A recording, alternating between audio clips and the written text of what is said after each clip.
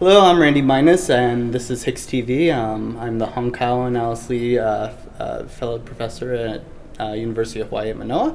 I'm sitting with Antino Kim and Alan Dennis from Indiana University Kelley School of Business, and we're here to talk about your paper in our mini-track. So Alan and I had worked on a mini-track together for fake news and truth and lies on the internet, any deception.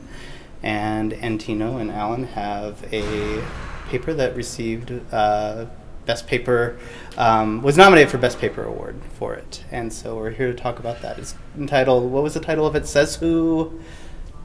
Says Who. That's the part that I remember. Yes, that's the part I remember too, right? Yeah, it's all about yeah. That's the important part, yes. The Says Who. Yeah. It's basically about the how source affects believability, like how people perceive believability of articles that they see on Facebook or other kinds of social media. Great. And so one of the key findings from the paper relates to confirmation bias, which has been in the news a lot recently, along with fake news.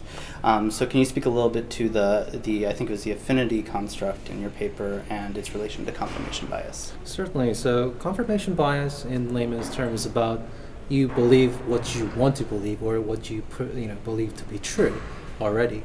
And so in our experiment, what we asked our participants was that, hey, the title that you see, the headlines that you see, how important is that issue to you? And we also asked, okay, do you agree with the position that has been described on the headline, or do you disagree? So we basically captured the magnitude, so to speak, and the direction, and that both those elements have been captured in this affinity variable. So you basically go from I strongly disagree and this is very important to me, all the way to I strongly agree and also is very important to me. So that is the construct. Great. And so user interface design also played a big role in your paper. Alan, do you want to speak to that, or are you going to? Yeah, so that was one of the other messages of the paper, and that's why the paper is called Says Who. In the real world, whenever you hear a story or somebody tells you something, you always think, who's telling me this? Do I trust that person? Is that person knowledgeable? Is that person known for sharing good information or bad information?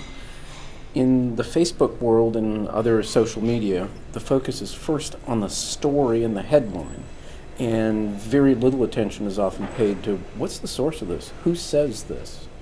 So in this case, what we did was we compared two different interface designs for Facebook-like social media news. One that had a very traditional Facebook presentation with the headline in bold print and the source much smaller type and lighter, versus what we call a story presentation format, where the person who's writing the story, the original source, is in type as large as the headline. So we give the name of that person or the name of the company, followed by the word says. So this is just someone telling you a story, and the story is the headline. So you focus first on who's saying it, and then the headline, versus our current Facebook presentation of headline and then forget about who's telling it. And what we found is whenever you highlight the source, people become more skeptical. They even become more skeptical of sources they trust. So it's an interesting, just the moment you frame it as a story, everybody starts thinking more critically. The guard goes up, so to speak. Yes. Yeah.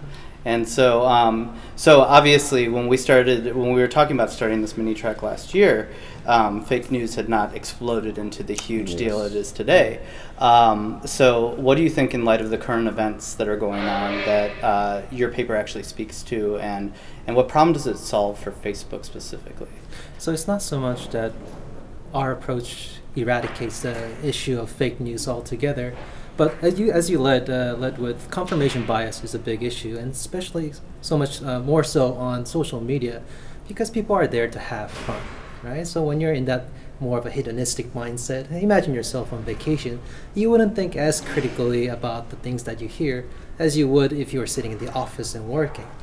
And what we're trying to do is, okay, so confirmation bias is a problem.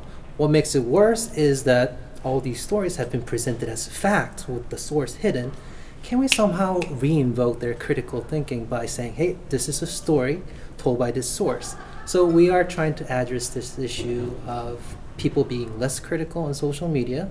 So instead of saying this is fake news, this is not, instead of us going in and telling them, we're trying to provide more information and also reinvoke their critical thinking so that people can make a more informed, critical.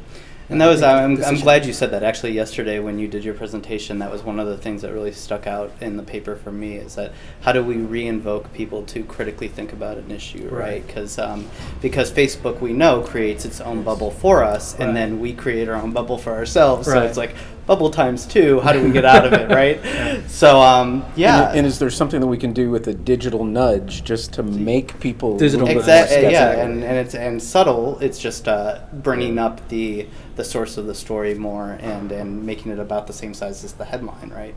Yes. So, yeah, that's great. And there's lots of other things that folks can do, because one of the other studies we're looking at is source ratings. Source rating. Again, it's all about helping users make a more informed decision, reinvoke their, nudge them to think more critically and say, hey, this is the source rating, source reliability rating based on, it could be based on historical information, the articles that the given source has published, or it could be crowdsourced, just like what we see on Amazon and eBay.